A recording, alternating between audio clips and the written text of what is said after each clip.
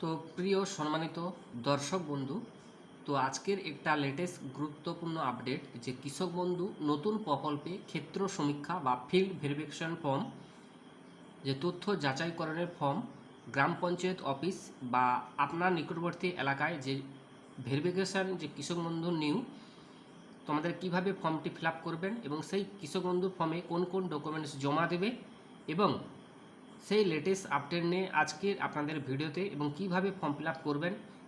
এইভাবে fill up করলে আপনাদের কিন্তু সমস্ত তথ্য সঠিক থাকবে, আপনাদের কোনো ফর্ম রিজেক্টেড বা আনইমপ্রুভ বা দেখাবে না।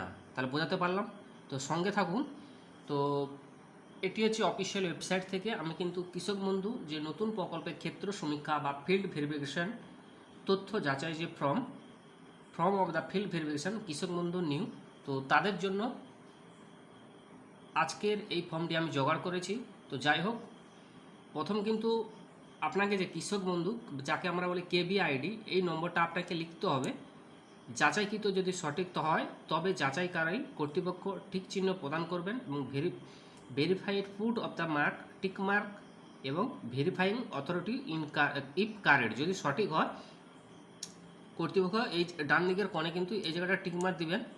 আর যদি সঠিক হয়, ঠিক আছে, তো যিনি ভেরিফিকেশন করবেন আর আপনারা কীভাবে তথ্যর ফর্মটি ফিল আপ করবেন সমস্ত তথ্য কিন্তু আজকের এই লেটেস্ট ভিডিওতে কথা না বাড়িয়ে মূল ভিডিওতে চলে এসেছি। তো প্রথমে আপনারা কিন্তু কৃষক বন্ধু আইডি পাবে। তো এই জন্য কিন্তু তোমাদেরকে কৃষক বন্ধু অফিসিয়াল ওয়েবসাইটে চলে যাবে, একটি আইডি পেতে হবে। সেই আইডিটা কীভাবে পাবে একটু বলে দিই। এই যে দেখতে পাচ্ছেন, প্রথমে অফিসিয়াল ওয়েবসাইট কৃষক বন্ধু, এই কৃষক বন্ধু অফিসিয়াল ওয়েবসাইটে গিয়ে আপনার ব্যাঙ্ক অ্যাকাউন্ট বা ভোটার কার্ড বা আধার কার্ড বা মোবাইল নম্বর বা অ্যাকনোলেজমেন্ট স্লিপ, এই সমস্ত তথ্য দিয়ে আপনি এই জায়গাটা আইডি কার্ড সিলেক্ট করবেন। সিলেক্ট করে এই ভেরিফাই অপশানে সিলেক্ট করবেন, দিয়ে কিন্তু এই ধরনের আপনি কৃষক বন্ধু আইডিটি পেয়ে যাবেন। সর্বপ্রথম যে আইডিটা রয়েছেন এটি হচ্ছে আপনার কৃষক বন্ধু আইডি, যেটা আমি গ্রিন কালার দিয়ে রয়েছি। তো এটি হচ্ছে কৃষক বন্ধু আইডি। তো এই আইডিটা পেজের প্রথম পেজে আপনাকে বসাতে হবে, ঠিক আছে। এবার আসছি আপনাকে ফর্মটি ফিল আপ করতে হবে। সেই আইডিটা এখানে এই জায়গাটা প্রথম পেজে এটা বসাবেন। ঠিক তারপরেই সিরিয়াল নম্বর 1-এ বলেছে যে সুবিধাভোগীর নাম কৃষক বন্ধু রেকর্ড বা ব্যাঙ্ক পাসবই অনুযায়ী name of the beneficiary as per KB record bank passbook, যে নামটি রয়েছে সেই নামটি কিন্তু কৃষক বন্ধু রেকর্ড বা পাসবই সেই অনুযায়ী এখানে লিখতে হবে। 2 নম্বর বলেছে পিতা বা স্বামী স্ত্রী অভিভাবকের নাম, এই জায়গাটা লিখবেন এবং পরবর্তী পর্যায়ে ঠিকানাটি লিখবেন, আপনার যে ঠিকানা, জেলা ডিস্ট্রিক্টটি লিখবেন, কোন ব্লকে অন্তর্গত আপনি লিখবেন, মিউনিসিপ্যালিটি কর্পোরেশন যেটা আপনার যেটা সেটি লিখবেন। তারপর লিখবেন গ্রাম পঞ্চায়েতের এবং কোন মৌজা বা ভিলেজ সেই গ্রামটির নাম লিখবেন। এবার আসছে সুবিধাভোগী বিবরণ, বেনিফিশিয়ারি ডিটেলস, ব্যাংকের নাম, ব্যাঙ্ক অ্যাকাউন্ট ডিটেলস, আপনি যে ব্যাঙ্ক অ্যাকাউন্টটি কৃষক বন্ধু প্রকল্পে দিয়েছিলেন সেই অ্যাকাউন্টটি এখানে ব্যাঙ্ক অ্যাকাউন্টের ডিটেলস বসাবেন এবং ব্যাংকের শাখার নাম, কোন ব্যাংক সেই শাখার নাম, ব্রাঞ্চের নাম লিখবেন। তারপরে লিখতে হবে আইএফসি কোড। ঠিক এইভাবে এগিয়ে যাবেন পরপর ধাপে, আইএফসি কোড ঠিক পরের পেজে এটা লিখবেন। তারপরে লিখেছে অ্যাকাউন্ট নাম্বার। তো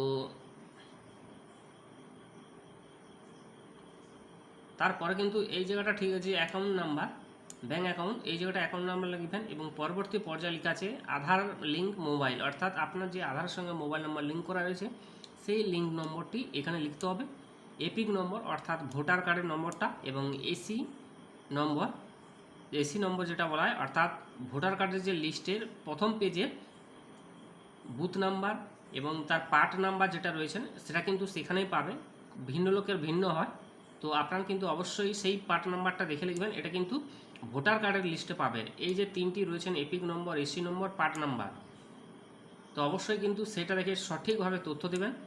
বুথ নম্বর এবং কোন বিধানসভা সেটা কিন্তু আপনি লিখবেন এবং কত নম্বর সিরিয়ালে আপনার নাম রয়েছেন, একটা নাম থাকে ধরুন 485, 282, এই ধরনের বিভিন্ন লোকের ভিন্ন হয়, সেক্ষেত্রে সিরিয়ালটি লিখবেন। তারপরে যেটা রয়েছে, ঠিক আছে,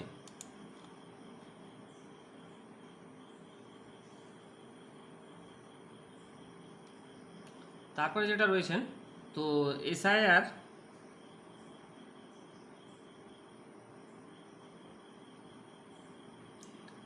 যেটা রয়েছে এসআরআই WBLA এবং ভোটারের জন্য যে ASDD তালিকায় পাওয়া গেছে ফাউন্ড এবং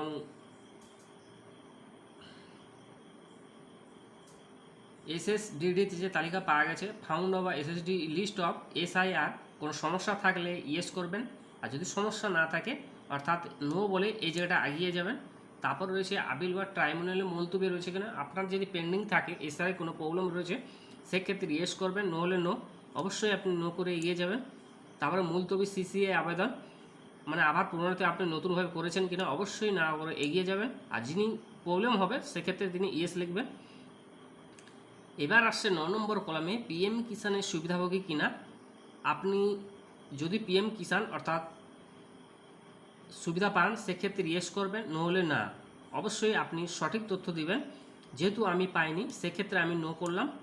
আর প্রধান পেশা বা প্রাইমারি অকুপেশন আপনি যেটি সেটি লিখবেন, যদি কৃষক হয় কৃষক লিখবেন, কেন্দ্রীয় সরকার রাজ্য সরকার কী ধরনের সেই ধরনের কিন্তু আপনি লিখবেন। পেনশন পাচ্ছে কিনা। এবার আসছি 11 নম্বর কলামে বলেছে চাষযোগ্য জমির বা কাল্টিভেশন ল্যান্ড অফ ডিটেলস। তো এই জায়গাটা আপনাকে কিন্তু ডিটেলস ভরতে হবে, আপনার জমির বিবরণ এবং জেল নম্বর অর্থাৎ জেলার নম্বর, খতিয়ান নম্বর এবং প্লট নম্বর, একটা দাগ নাম্বার। এবার আসি চাষযোগ্য জমির পরিমাণ একর, মানে হেক্টর বা এরিয়াতে কনভার্ট করতে হবে, সেক্ষেত্রে আপনাকে সঠিক তথ্য দিতে হবে। ঠিক তারপরেই কিন্তু রয়েছে শর্তলিপি আর তারিখ, খতিয়ান নম্বর অর্থাৎ কবে আপনি খতিয়ানের একটা তারিখ রয়েছে, ডেট অফ খতিয়ান ডেট, কবে আপনি রেজিস্ট্রেশন করেছিলেন সেই তারিখটি লাগবে। যদি না থাকে লেখার দরকার নেই, অবশ্যই আপনারা রয়েছেন অবশ্যই খতিয়ান নম্বরটা লিখবেন। এবার আসি জমি দখলের ধরন, আপনি উত্তরাধিকার থেকে পেয়েছেন না কিনেছেন, যদি ক্রয় করে থাকেন বা কারোর হস্তান্তর থাকে বা অন্যান্য বা নামজারি, তাহলে সেক্ষেত্রে সঠিক তথ্য দিবেন। ঠিক পরে এগিয়ে যাবেন আয়কর প্রদানকারী কিনা, অর্থাৎ আপনি ইনকাম ট্যাক্স দেন কিনা সরকারকে। অধিকাংশ ক্ষেত্রে কিন্তু সরকারকে অনেকে দেয় না, সেক্ষেত্রে আপনি নো করবেন, যারা দেয় তারা ইয়েস করবেন। পরবর্তী পর্যায়ে রয়েছে স্বামীর বিবরণ, ঠিক আগের মতোই কিন্তু স্বামী স্ত্রী কিন্তু সমস্ত তথ্য দিতে হবে, নেম অফ দ্য স্ত্রীর নাম, তারপরে রয়েছে স্ত্রী ব্যাংকের ডিটেলস, IFSC কোড নাম্বার লাগবে, ব্যাঙ্ক অ্যাকাউন্ট নাম্বার লাগবে এবং আধার সংযুক্ত মোবাইল নাম্বার, আধার নাম্বার লাগবে, এপিং নম্বর লাগবে, অ্যাকাউন্ট অর্থাৎ SC নাম্বার, পার্ট নাম্বার সেই আগের মতো সেম, কিন্তু স্ত্রীর কিন্তু দিতে হবে অর্থাৎ ওয়াইফের। তারপরে রয়েছে KB নম্বর, সুবিধাভোগী কিনা, ওইদার KB বেনিফিশিয়ারি ইয়েস আর নো। তো অবশ্যই আপনি কিন্তু যারা পান তারা অবশ্যই কিন্তু এই KBN নম্বর অবশ্যই ইয়েস করবেন, যারা পান না নো করবেন, ঠিক আছে। তারপর রয়েছে যে 3টে পার্টে দিয়েছে, এছাড়াই আপনার কোনো মুলতবি রয়েছেন কিনা সেক্ষেত্রে আপনি না করবেন, আর আপিল ট্রাইব্যুনাল মুলতবি রয়েছে কিনা সেক্ষেত্রে নো করবেন, আর মুলতবি CA আবেদন নতুনভাবে অ্যাপ্লিকেশন করেছেন কিনা সেক্ষেত্রে আপনি না করবেন। যার প্রবলেম রয়েছে তিনি কিন্তু ইয়েস করবেন মানে হ্যাঁ করবেন। এবার আসছি প্রধান পেশা প্রাইমারি অকুপেশন, আপনি কি ধরনের কৃষক বা কেন্দ্রীয় সরকার রাজ্য সরকার সংবিধিবদ্ধ সংস্থা, সরকারি প্রতিষ্ঠান, পঞ্চায়েত, পৌর সংস্থা, স্থানীয় সংস্থা এবং সরকারি সাহায্যপ্রাপ্ত শিক্ষা প্রতিষ্ঠান বা অনুরূপ কোনো প্রতিষ্ঠান বা অনুরূপ কোনো প্রতিষ্ঠানের স্থায়ী কর্মী যিনি নিয়মিত বেতন বা পেনশন পাচ্ছেন, তার ডিটেলস কিন্তু তোমাকে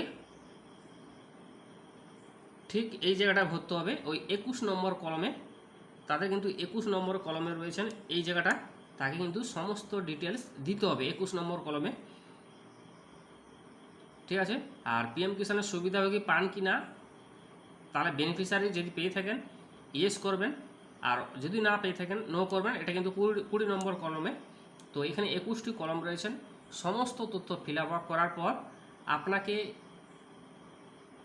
এই একটা অঙ্গীকারপত্র রয়েছেন, সেই অঙ্গীকারপত্র পরিষ্কারভাবে দেখুন, অঙ্গীকারপত্র রয়েছেন যে আমি এই মর্মে সজ্ঞানে ঘোষণা করেছি যে উপরোক্ত প্রদত্ত সকল তথ্য আমার জ্ঞান ও বিশ্বাস অনুযায়ী সম্পূর্ণ সত্য ও সঠিক।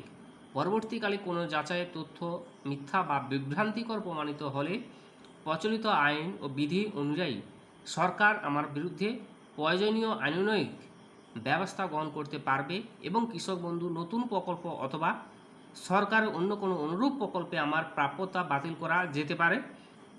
আমি আরও ঘোষণা করেছি যে আমার এবং আমার স্বামী স্ত্রীর আবেদন আধার নম্বর উভয়ের পূর্ণ সম্মতিক্রমে প্রদান করা হয়েছে, তাই সরকারি বিভিন্ন প্রকল্পের সুবিধা প্রদান বা প্রয়োজনীয় যাচাইকরণের উদ্দেশ্যে সরকার এই আধার সংক্রান্ত তথ্য ব্যবহার করতে পারবে। তো কিন্তু অবশ্যই অঙ্গীকারপত্রটি স্বজ্ঞানে স্বইচ্ছায় ভালো করে পড়ে তবে কিন্তু এই সুবিধা নিতে পারবে। তো ভালো করে পড়বেন এবং যিনি সুবিধা নিতে চাচ্ছেন ঠিক নিচের দিকে সেই ক্যান্ডিডেটের সই হবে। তারপর শুধুমাত্র দাপ্তরিক ব্যবহারের জন্য, অর্থাৎ যাকে আমরা বলি ফর অফিস ইউজ অনলি, ঠিক এই নিচের দিকে দেখতে পাচ্ছেন এটা অফিসের জন্য, এবং তিনি কিন্তু আপনাকে একটি রিসিপ্ট দেবেন সমস্ত তথ্য ফিল আপ করার পর সিলমোহর দিয়ে। ঠিক আছে, তো এই হচ্ছে সিরিয়াল নম্বর দিবে, আর কৃষক বন্ধু একটা যে আইডি সেটা দিবে, আর আবেদন গ্রহণকারী আধিকারিক স্বাক্ষর ঠিক নিচের দিকে তিনি কিন্তু এই জায়গাটা সই করবে, যিনি রয়েছেন আধিকারিক কর্তৃপক্ষ, সংশ্লিষ্ট কর্তৃপক্ষ। সমস্ত তথ্য বিবেচনা করে আপনি যোগ্য কিনা একটি লিস্ট আউট হবে। অবশ্যই আপনি যদি উপযোগী হয়, কৃষক বন্ধু ভেরিফিকেশনের সমস্ত তথ্য সঠিক দিয়ে থাকেন, সেক্ষেত্রে কিন্তু আপনি সফল হবে। নাহলে যদি ভুল তথ্য দিয়ে থাকেন, কোনো মিস আন্ডারটেকিং বা কোনো তথ্য লোপাট করার চেষ্টা করেন, সেক্ষেত্রে কিন্তু আপনি পিছিয়ে যাবেন এবং কৃষক বন্ধু প্রকল্প থেকে সমীক্ষা ফিল্ড ভেরিফিকেশন থেকে আপনি ব্যর্থ হবে। তাই চাইব সকল তথ্য সঠিকভাবে ভরুন। যদি না পারেন আমাকে বলবেন, আপনার কোনো সাহায্যের প্রয়োজনে অবশ্যই আমি আপনাকে সাহায্য করব, বা আপনার এলাকায় কোনো শিক্ষিত ব্যক্তি যদি থাকে অবশ্যই তার কাছে ফর্মটি ফিল আপ করে নেবেন। Thank you so much. যেহেতু আপনাদের এই কৃষক বন্ধু প্রকল্পের ক্ষেত্র সমীক্ষা বা ফিল্ড ভেরিফিকেশনের তথ্যর জন্য যাচাইয়ের ফর্ম ভেরিফিকেশন চলছে, প্রত্যেক ডিস্ট্রিক্ট যে অনুযায়ী বা জেলা অনুযায়ী একটি নির্দিষ্ট ডেট রয়েছে, 4টি ডেট রয়েছে, কোন কোন ডিস্ট্রিক্টে 2টি ডেট রয়েছে। তো অনেকে আবার জায়গায় form fill up already verification হয়ে গেছে, তো তাদেরকে বলবো যাদের ভেরিফিকেশন করা রয়েছে তাদেরকে ভেরিফিকেশন করতে হবে না, যাদের ভেরিফিকেশন করা নেই আপনার নির্দিষ্ট এলাকায় একটি ক্যাম্প রয়েছেন, ক্যাম্প হবে, সেই ক্যাম্পে খোঁজ রাখুন কবে ক্যাম্প রয়েছেন। আশা রাখবো আজকের এই ভিডিওতে কৃষক বন্ধু নতুন প্রকল্পের ফিল্ড ভেরিফিকেশন ফর্ম কীভাবে ফিল আপ করবে বোঝাতে পারলাম। আর কৃষক বন্ধু প্রকল্পের যদি এই আইডি পেতে চান অবশ্যই আপনাকে kishokbandhu.government.in এই অফিসিয়াল ওয়েবসাইটে গিয়ে আধার নাম্বার অথবা মোবাইল নম্বর দিয়ে সার্চ অপশানে ক্লিক করে আপনি কিন্তু অবশ্যই কৃষক বন্ধু আইডিটা পেয়ে যাবেন। এই আইডিটা কিন্তু অফিসিয়াল ওয়েবসাইটে যেতে হবে। ঠিক আছে, এই মোবাইল নাম্বারটা দিবে এবং এই যে অফিসিয়াল ওয়েবসাইট ব্যাঙ্ক অ্যাকাউন্ট দিয়ে দেখা যায় এবং আইডি কার্ড দিয়ে আইডি নাম্বার বসেও দেখা যায়, সেক্ষেত্রে আপনি আপনার তথ্য দিয়ে দেখে নেবেন এবং ভেরিফিকেশান এই চেক বক্স এই রোবট অপশান এই জায়গাটা ক্লিক করে আপনার তথ্য কিন্তু দেখে নিতে পারবেন। আশা করি আপনাদেরকে বোঝাতে পারলাম। ফিল্ড ভেরিফিকেশন ফর্ম চ্যানেলকে সাপোর্ট করবেন, পাশে থাকবেন। ধন্যবাদ, আপনাদের দিনটি শুভ হোক। ধন্যবাদ।